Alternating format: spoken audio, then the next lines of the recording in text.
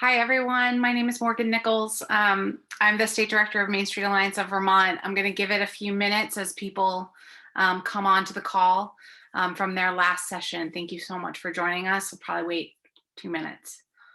And if we want to just do some deep breathing, give some space. Take a minute.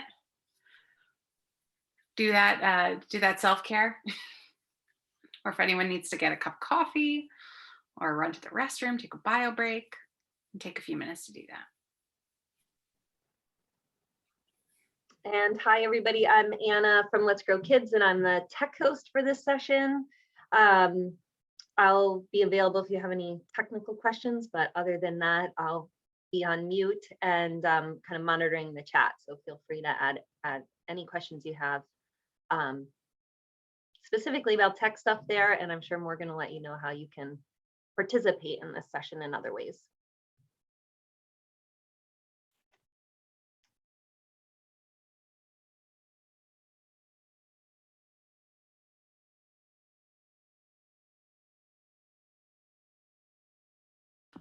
Okay. So I think what we're going to do is we will get started, and I would love to take the opportunity, because we do have a little bit of a smaller group here today. I'd love to take a moment to go around and introduce ourselves instead of doing it in the chat. One of the reasons I want to do that is that I'm assuming that most of us are here on behalf of paid leave, partially because we have our own personal stories to share. And I want to create a really safe space for dialogue as we talk about the full landscape of what's going on, both at state and federal. But then also, again, just to create a really safe space for this conversation.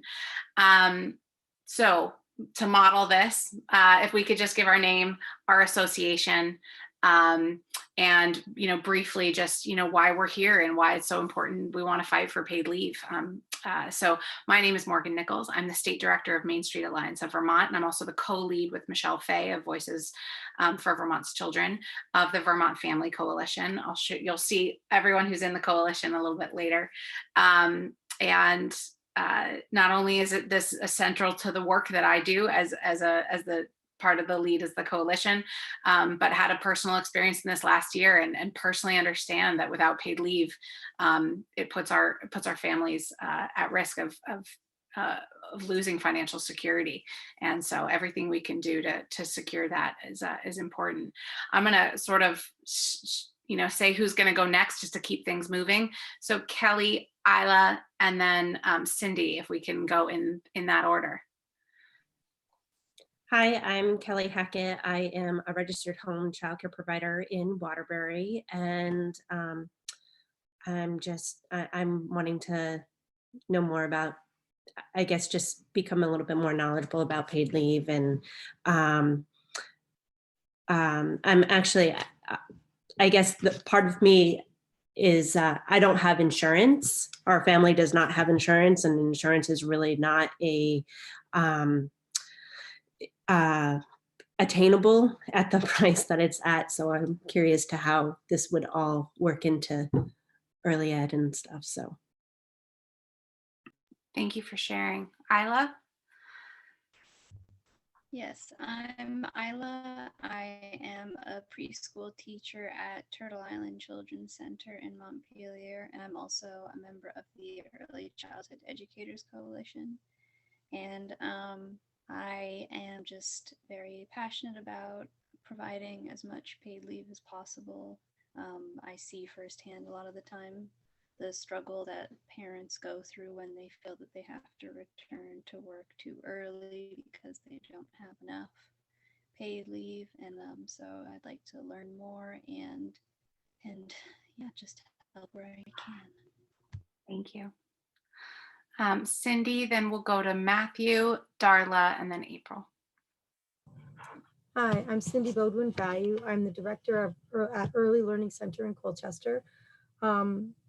We used to be a department of a local college. Due to COVID and financial issues with that institution, our department was one of the departments they decided to close. We reopened as our own separate independent nonprofit entity. I am new to being a director. We opened in August, on August 24th. I became the director on August 21st. So, and I'm looking for ways to best support our family, my educators. And we do have two that are expecting little ones in the near future. And I just want to be able to best support them and meet their needs. Great. I believe I was next. So I'm Darla Senical. I'm a regional coordinator for Building Bright Futures. So I'm here today to, as is our job at BBF, is to gather information and to hear from the field and to help elevate those voices the best way that I can. Thanks, Darla. Matthew. Greetings, everyone. My name is Matthew LaFleur. I'm an affiliation with Green Mountain Self Advocates and Auburn Clubhouse member. That's new.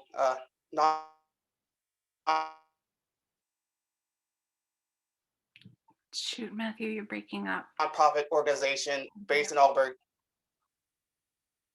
Yeah, it's broadband out here where I live. It's an issue for everybody around the state of Vermont. Yeah, I'm here to advocate for the paid family leaves, for the family, paid leave, which, that I don't know if that's been discussed more around of integrating that system, so children with special needs, other learning needs will be able to access it, and their parents and caregivers, and etc. Thank you, Matthew. And then we were going to go to April and then Jen. And then I'm seeing a few people who are off screen, which is totally fine. So I'm going to choose who's on screen, and it's going to go to Jen and then Vanessa. Hi, I'm April. I'm a family support worker at Bennington County Head Start. I'm a big advocate of family paid leave. I have 3 children myself. Unfortunately, financially, I wasn't able to do anything extended past 8 weeks for the last 2 children. One of them was actually 6 weeks. I think the stress it puts on families is, it's a lot to deal with, having a new baby and, getting used to that, and then having to take the choice of financially having to go back to work. My other thoughts were, with family leave about the pandemic, how that's affected families as not being able to work full time or having to take more time off, as well as with jobs that accrue time off and how that's been affected of the people who were laid off last year who didn't accrue that time and now have shortened time to take. Great. Thank you, April. And we were going to Jen. Hi, I'm Jen Rodriguez. I'm also a family support worker with April at Bennington County Head Start. And I can, pretty much mimic everything she said as well. I think that supporting our families through the process, and then I recently had my first child about 1.5 years ago, so I know this firsthand. I was, fortunate enough to be able to kind of have 12 weeks, but that was saved up time, and it was just fortunate circumstances. So I cannot imagine going back a day earlier. So I really sympathize with anyone that has to go through that. So, and I'm here to learn as well.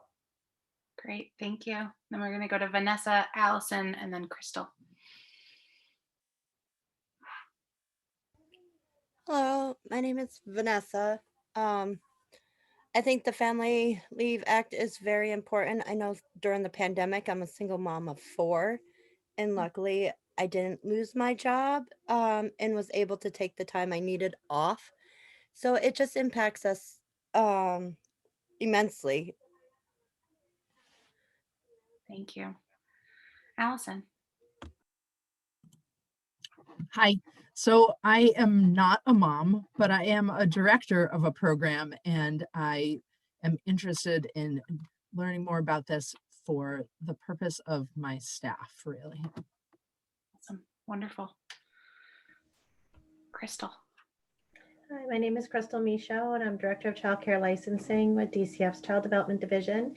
And I'm here to listen today to hear what people have to say and what I can bring back to the division to support.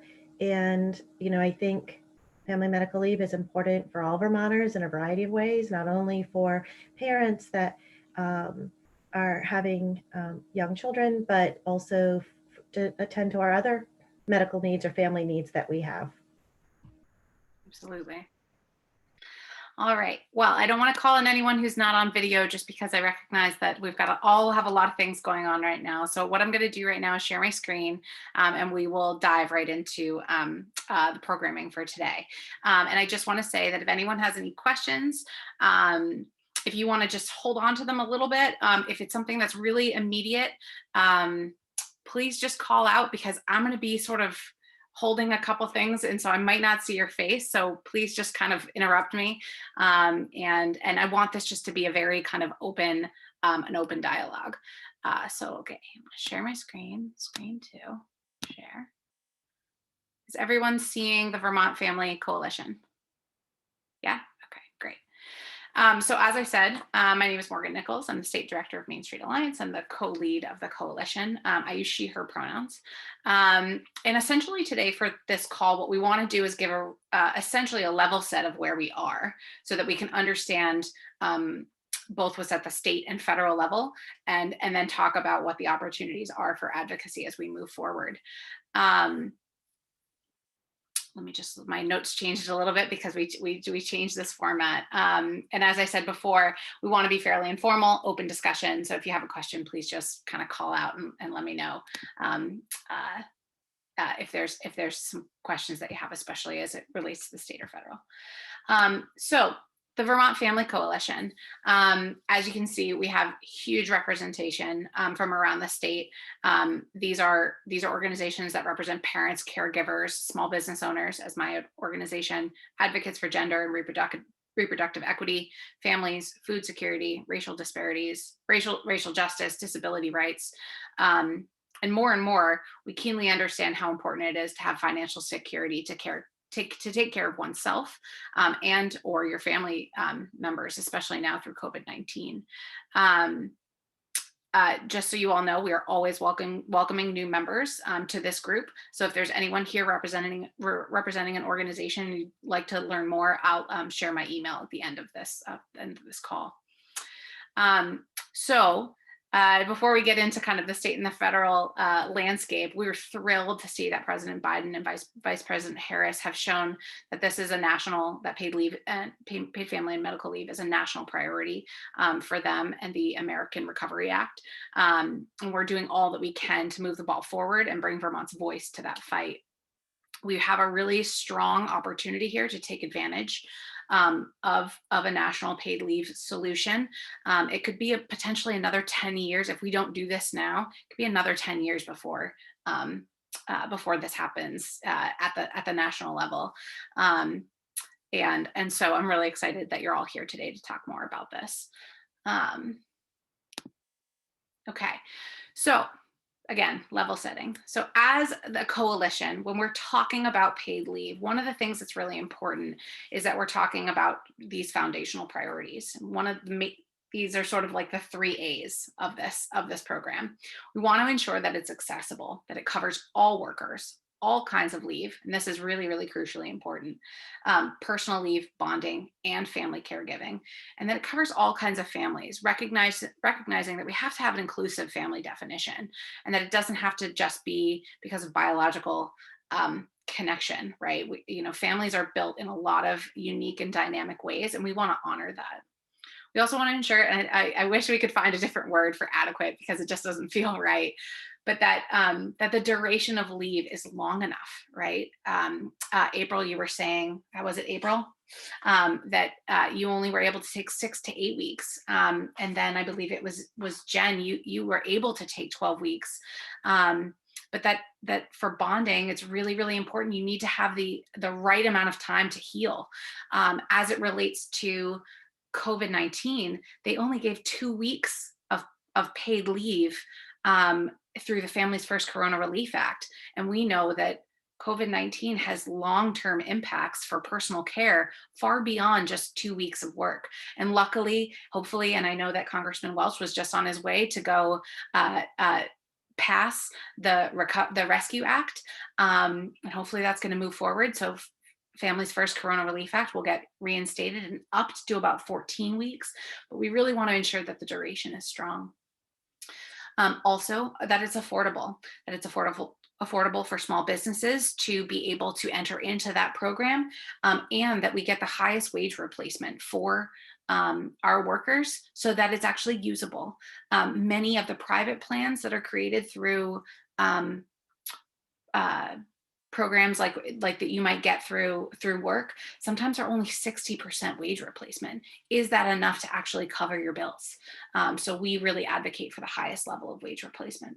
And additionally, and this is really, really important, and there's some opportunity here as well, is that it's also that you have job protection. If you're going to take this, you want to ensure that you have the ability to come back after. So those are our priorities as we frame this out. Are there any questions on that before we move on to the next section? And I can't see everyone, so please just feel free to shout out. Okay. All right. The landscape. This is where we are. And I just want to apologize that some of these things are kind of braided together and are working in parallel tracks. So I apologize if there's a little bit of overlap in what I'm saying, but I'll start on the state side. Given the pandemic, given where we are in terms of the legislature in the makeup of the legislature, and given we know that the administration does not want to move forward with a publicly funded, guaranteed, and universal program. Leadership, and understandably so, stated that in this year, and also, and again, this is where the braiding comes in, because the Biden administration said that this was a priority for them. They stated that they wanted to see what was happening at the federal level before they took up paid leave again. And that they wanted to focus on childcare, which is fantastic, and broadband and housing, and issues related to COVID-19. So in this year, both the House and the Senate have introduced bills, H134 and S65, essentially as messaging bills, placeholder bills, to ensure that they're showing that this still remains a priority within the legislature. But at the same time, though, understanding that these bills would not move forward in this first year of the biennium. And let me just also restate that. So these bills have been introduced. They are on quote unquote up on the wall in the committees of jurisdiction, but they will not be introduced and they will not be taken up and before crossover and move into next year. So they're sort of just sitting there, which is fine. One of the things, and this sort of, again, the braiding as it relates to the federal, if something moves federally, or if something doesn't move federally, we have opportunities in 2022 to take up this conversation again. If something happens federally, we have the opportunity to improve upon what that looks like in a number of different ways. Or if something does not happen federally, we can begin this conversation again in 2022. Okay, I know that's a lot of information. From the federal side, first of all, we have, we're so lucky that we have a delegation that really that fights for these priorities. All members of our federal delegation have signed on to the FaMLI Act, which we'll talk about in a little bit. And all of them support paid family and medical leave. Additionally, because of the Georgia election, Senator Sanders and Senator Leahy are now in key leadership roles of their committees in the Senate, which are for Senator Leahy, it's appropriations, and for Senator Sanders, it's budget. That gives us incredible influence over what the priorities are as the administration tries to move forward these issues. So, and again, we're really lucky that they are supporting that they support paid family and medical leave. And again, you've seen, as I said before, the Biden-Harris administration, paid leave is a part of the American Recovery Act and the family. And then there's, and then there's the FaMLI Act. The FaMLI Act is something that has been reintroduced. It would provide 12 weeks of leave for all three of the types for bonding, family caregiving, and personal medical leave. And it is we are uncertain yet as to whether or not this will be the thing that the Biden-Harris administration use as the vehicle to pass paid leave. But it is out there, and it is showing there's at least 100 House members that have signed on to this. There's a lot of support for this issue. I apologize that got into the weeds a little bit, but I want to stop and say, are there any questions? Because I know that is trying to see if there's any questions there. No? Okay. All right. So like I said, there's a lot of things at play here. And there's a lot of opportunity, which is really exciting. So let's go on to the next page. So the strategy. Right now where we are is we're talking about the policy, right? What is important to this policy as we move forward? What do we need to make this work for all workers, for all families, and for all businesses to be able to move forward? And one thing, so now we're talking about the federal landscape. Truly, we need to move forward with a national policy, because if we don't, yes, we can come back to the Vermont conversation, but if we take this opportunity, we really have a window here to take care of this federally. So what we are trying to do as Main Street Alliance and our national partners and the Vermont Coalition is try to get to the table to say, this is what this policy should look like. So in these next 2 to 3 months, how do we shape this policy to ensure that it works for everyone? The other thing that's really important here is on a national level, how are we thinking about our power mapping? What key states and regions are potential hurdles? As you saw, West Virginia, Arizona, New Hampshire, many of those states were issues as it related to the minimum wage increase.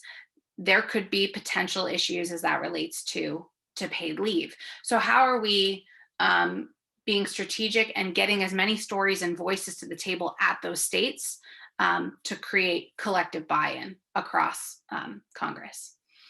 And as I just said, story collection. It's incredibly important to this movement. If we don't bring collective voice to this conversation, will it actually move forward? Can we create that wave?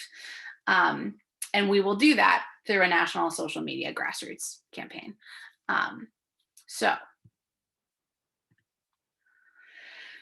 the ask, you're about to talk to legislators, and this is where this is a little interesting. You're about to go talk to state legislators who by and large support paid leave, which is great.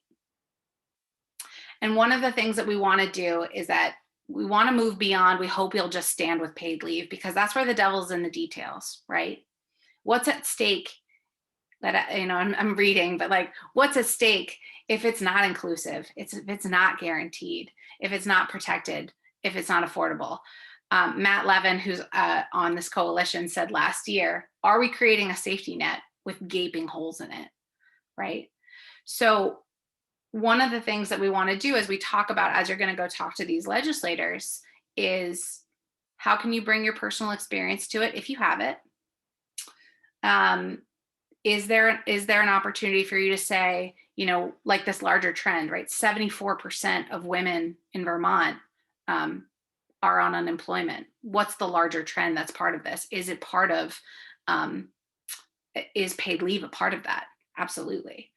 And then there's a succinct ask. And I think in this moment, this succinct ask for our state lawmakers is that we hope that you'll lift up your voice to support the federal legislation so that we can get a national solution to move forward paid leave.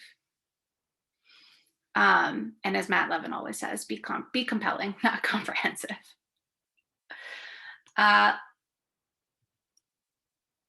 And I just also want to share that advocacy, like, it's amazing, first of all, that you're all here today, and that you're going to join in these legislative conversations with these lawmakers, and that you want to support this work.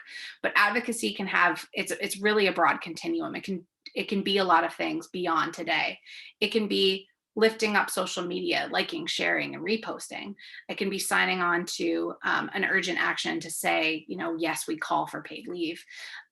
It could be sitting down and talking with me to share your story and let me call out some sound bites that we can bring to social media. again, that story collection, sitting down with me or just writing down your story and then giving it to an advocacy organization. You know, if you don't have the time to really craft that story, that's what we're here for, to support in that work. And then using that to build out an LTE, at helping you to develop a script if you want to create a video that then we can lift up on social media. You know, rallies and outside of COVID, you know, if we would have the opportunity to show up to do a rally. And then, you know, as we move into 2022, if there's opportunities for us to have this conversation at the state level, where can you bring your voice to testimony at the state level? So let me see. I apologize. Oh, I have to go back one. Oh, I apologize. I have to go to the last slide. There we go. So this is all of my information that's available. I will also put this down in the chat. Let me try to capture that. And what I want to do is just open it up for conversation. And I'm going to stop sharing. Oh.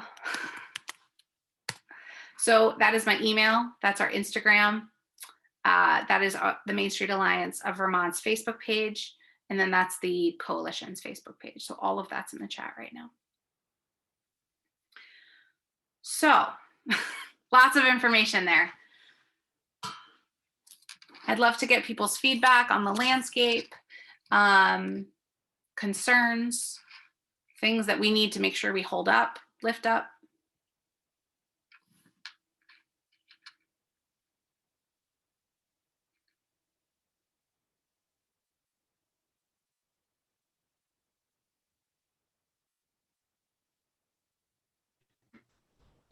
Something that I'm wondering is, in terms of, you know, being an advocate and sharing stories, is it still like I don't have any children of my own at this point, and so just are the stories that you're mainly looking for, or the stories that are the most compelling, are they ones from people who have directly experienced this, or would you also want ones from providers who haven't experienced it necessarily firsthand, but have seen and spoken to families they provide for who have felt this way, or also seen the effects on the children when they don't have as much time with their families as they would like? Absolutely. Or as they need? Yeah, that's a great question. I'm so glad you asked that. I think both and. I think all of it, right? I think if we can bring as many lenses to this and show how multifaceted it is, right? Because a parent might share the experience that they have, the individual stress that they have, right? In trying to figure out how to pay their bills and ensure that their children have food. I think you could bring an absolutely necessary lens to what you're seeing from children when their parents aren't able to take that leave. So yes, and. Great, thank you. Yeah.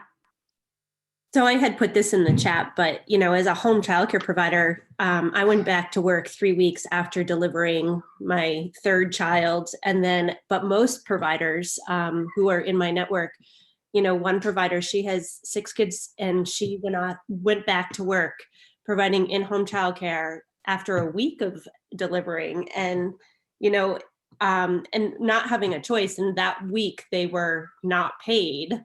Mm-hmm.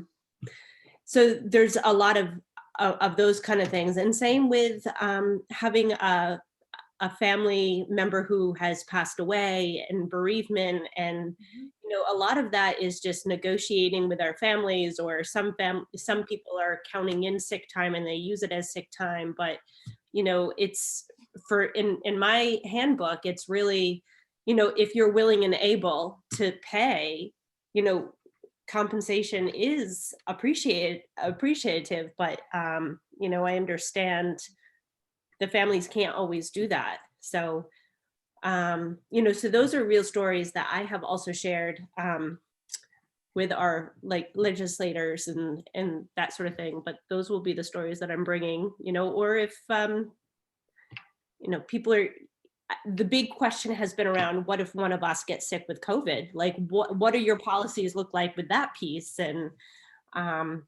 you know, I think for some families, and I don't have any children on subsidy, but there some of the subsidy is covered, but the families that do not receive subsidy, like it's all either they pay or they don't pay, or you're back to that negotiating piece. So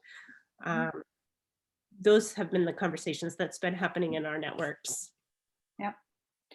So Kelly, I think to your point, and to Isla and to everyone who's on this call, so please take down my email, because what we want to do is capture these stories, right? And lift them up. We have, again, this window here, and how can we help you?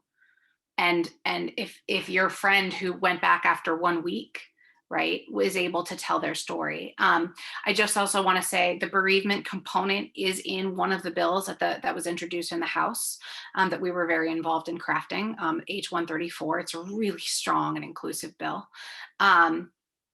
That aside, and maybe those are the opportunities. If a national leave program passes, maybe we can do, maybe there's some creative solutions at the state level in 2022 to include a bereavement component into that. I don't know if bereavement would be included at the national level, but however you can connect with me, because I'm going to sort of be the central hub for this story collection.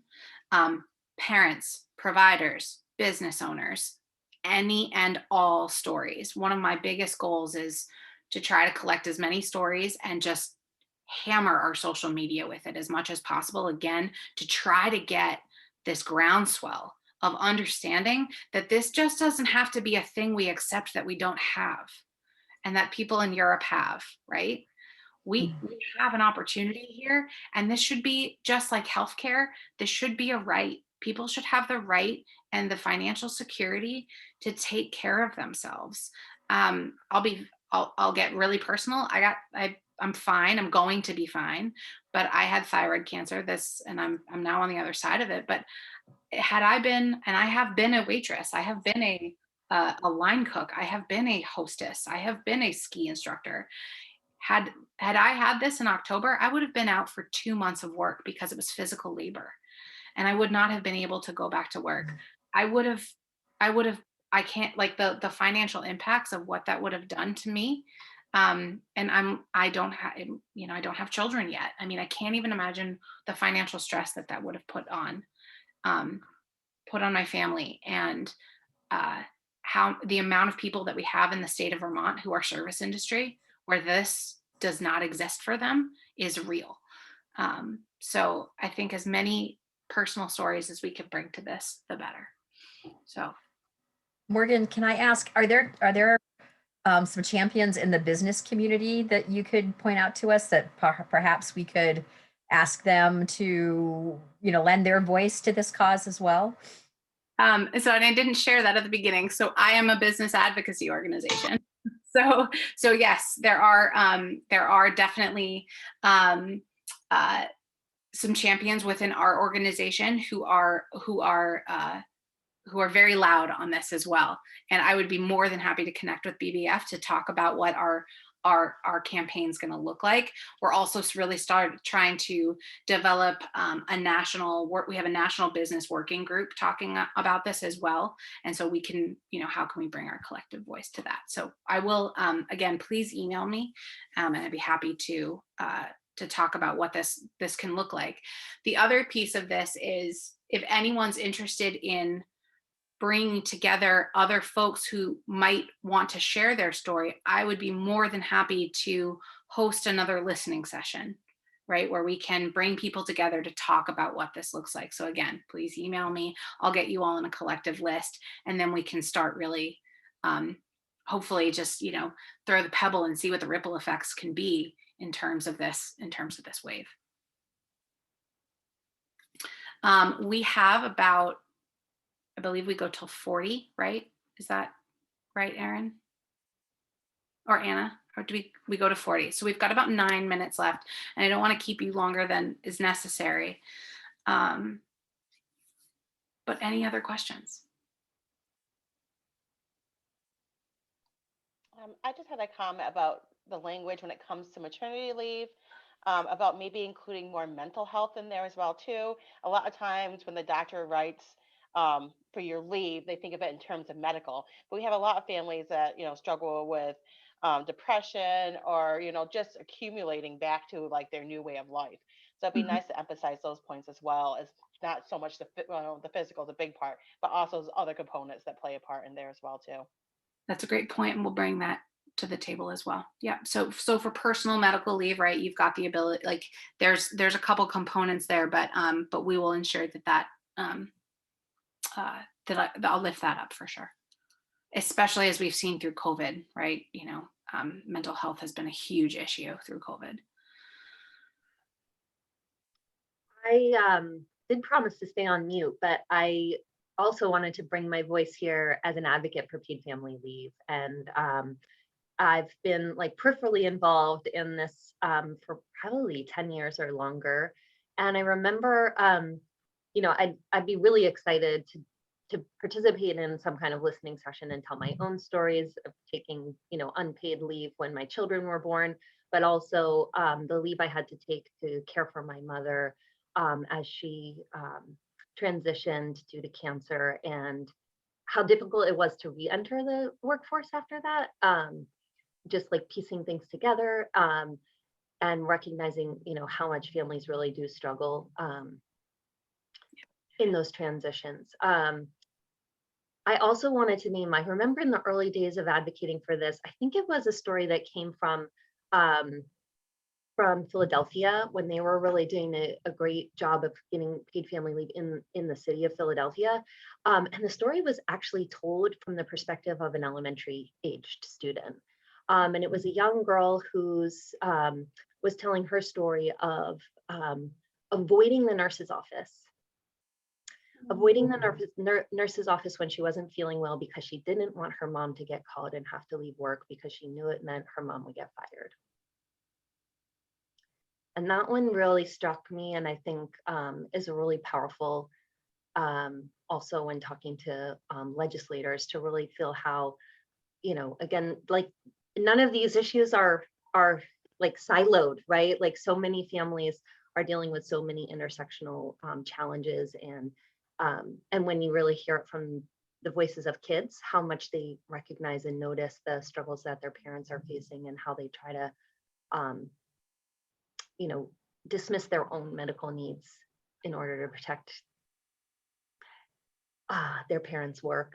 That one was really heartbreaking. Thank you for sharing all of those pieces, Anna. And I think again, I would love to follow up with everyone. Please email me. We'll get it. Like, let's create another listening session, please. And what we'll do is, I would invite, and actually I will say on the 22nd at 2 p.m. we have a call with Senator Sanders, not Senator Sanders, Senator Leahy. I apologize. Right. So, and part of that's going to be paid leave. I am looking for stories for that call. So please connect with me if you were willing to share your story, and let's get a listening session. We can invite as many people as we can to that table. Maybe we can create some breakout groups. And I just want to take these last 5 minutes. I'm a former art teacher. I've worn a lot of hats in my days, art teacher, waitress, all the things. And I'm a firm believer that the more people you bring to the table, the better your ideas are going to be. So I would love to bring, I'd love to take these next 5 minutes, like who has other ideas about this campaign? What other creative thoughts or things can we do, or perspectives like Anna was sharing, to make this campaign really, really strong? And how do we make it national? Like how do we create that ripple effect?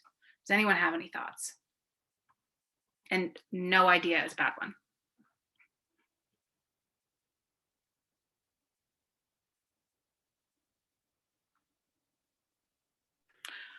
Let me ask you a separate question. What best influences you? Email, video, text, music? I'm so curious about, social media, and Kelly, it looked like you maybe were about to come off mute. But I was just thinking of my personal story and how it affects not just me, but so many in my family and my extended family, like thinking about my aunt and uncles who live in, Tucson, Arizona, or, Connecticut. Like I have so much family that's spread across the country, and like just sharing my personal story, like those personal connections, I think really increase that ripple effect. Great, amazing. I think also, Vermont does a really great job of sometimes stepping outside of the box a little bit. And I think that, we could potentially become a ripple effect for other states and stuff, success stories, and is it working here? And, I think about like even how we have tackled vaccination, or, the slowing the spread and all of that. And states are like, how are you guys doing it? It's not just because we have a lot of airspace, I'm sure that there's other things going on, but I think just the success stories, somebody has to take the dive, and we should be it. And share that, and then have it be on social media, because I think social media is a really powerful tool when it's used appropriately, or inappropriately too. It's just powerful. So I was thinking along those same lines, Kelly, with like, why not have us be first and show the rest of the United States how to do this? I was super excited. I think it was 2 years ago when there was a paid family leave act trying to go through legislation, and ended up not making it all the way through. But I was super pumped about it. Like, this is really cool. This will make us stand out. That would be so fantastic. And I think that just thinking about the national landscape, there are 11 states who have a paid, a state-based paid leave. So we can use that as that sort of, go from a place of positivity from them to say, we want this too. And and we need a national solution to kind of cross, like, we've almost gotten there. We need this national solution to be able to make this work within our state. Right. So, but I agree. Yeah. We do lead on so many things. Any last points before we go? And I'm so grateful to you all. Thank you so much for the time. And I look forward to talking more to all of you about this. But any last points? All right. I have a quick announcement before people pop off, which is just technical in nature. It's really important that in this moment, as soon as you push end on this Zoom meeting, that you go back to the Whova app and you push join session for your lunch session. You will not be pushed into that meeting for 10 minutes. So you do have a 10-minute break to get your lunch. Please do bring some lunch to our lunch sessions with our legislators. But people actually have to be moved individually into the appropriate county rooms in order to have, like we did at Cap Plaza when we were in person, be able to sit around a table with the legislators from our area. So it's going to take some back end hustling, and we need the full 10 minutes to be able to get people into the appropriate county spaces. So if you could please join that lunch session before you leave your computer, that would be really, really helpful. All right, thanks so much, Morgan. Thank you. Thank you, Anna. Thank you.